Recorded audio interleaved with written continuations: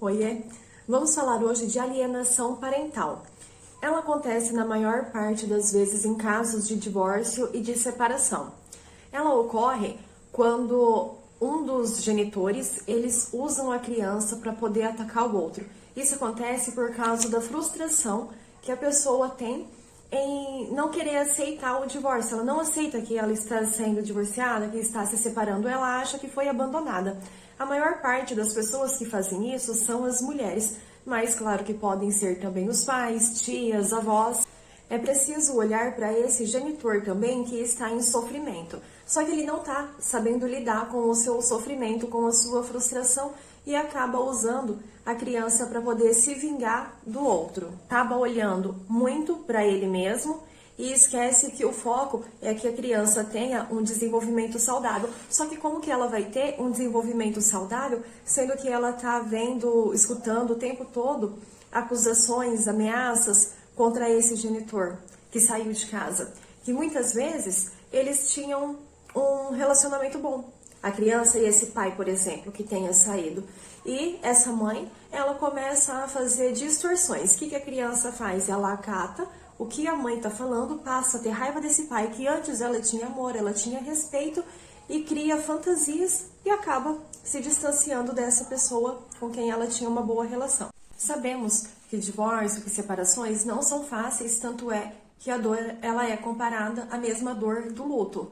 Só que fica muito mais fácil depois que a gente aprende, depois que a gente entende que as outras pessoas elas têm os seus desejos, as suas vontades e que a partir do momento em que você começa a se amar, você fala, não, perto de mim vai ficar quem queira estar perto de mim, quem goste de mim. É um processo fácil chegar até aí? Não, mas seria o ideal para uma vida mais leve. Os pais devem cooperar e ter maturidade para conseguir explicar para a criança que está havendo uma transformação familiar.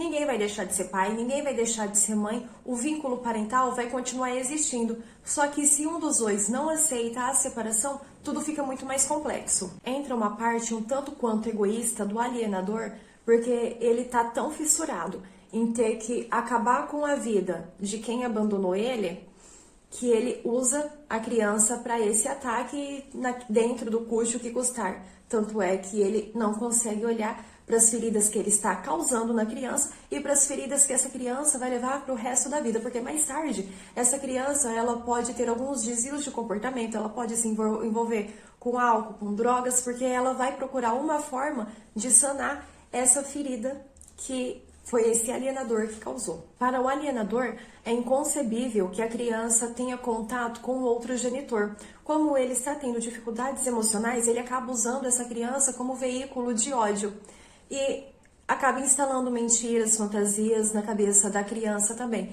Em alguns casos extremos, tem alienadores que mentem que o outro fez algum tipo de abuso sexual. Só que o alienador esquece que essa criança ela pode crescer. E essa criança, ela pode se revoltar contra ele, porque depois que ele identificar as suas feridas e a origem dela e saber, imaginar que foi o alienador que causou, ela pode se revoltar completamente contra ele. Como também ela pode se tornar uma pessoa que vai fazer alienação parental. Só que nem sempre o divórcio ele é ruim. Muitas vezes é na hora que o divórcio está acontecendo que vem à tona angústias que foram camufladas, que foram abafadas durante o casamento inteiro para poder manter uma harmonia familiar. E o divórcio pode ser bom também para aquelas famílias que vivem de aparência, que não expressam seus sentimentos, ou para aquelas famílias que vivem brigando e ainda colocam a criança no meio da briga dos adultos, o que também é péssimo para a criança. Graças a Deus, não são em todos os casos de divórcio, de separação, que tem alienação parental. E o que tem por trás da alienação parental? Tem ciúme, tem inveja, tem ressentimento, tem desejo de vingança, tem sensação de fracasso e tudo isso o alienador ele passa para a criança. Mais uma vez, o tempo todo, é ele olhando para as suas feridas e não olhando para as feridas que estão sendo criadas nessa criança. É importante que se tenha diálogos sinceros com a criança. O óbvio que também o cuidado, o amor, a proteção, o afeto são tudo um pacote que a criança merece ter, né? Então, Joga limpo, conversa com a criança, conta o que está acontecendo, desde que você saiba também o que está acontecendo, porque tem muitas pessoas que evitam os diálogos com os parceiros. E talvez conversando você consegue entender por que o seu relacionamento chegou no ponto do divórcio. E depois que você elabora esses conflitos, fica muito mais fácil de você ir diminuindo esse sofrimento. O ideal é que os pais ajudem essa criança a se estruturar dentro desse novo contexto familiar e que garantam a sua dignidade e os seus direitos.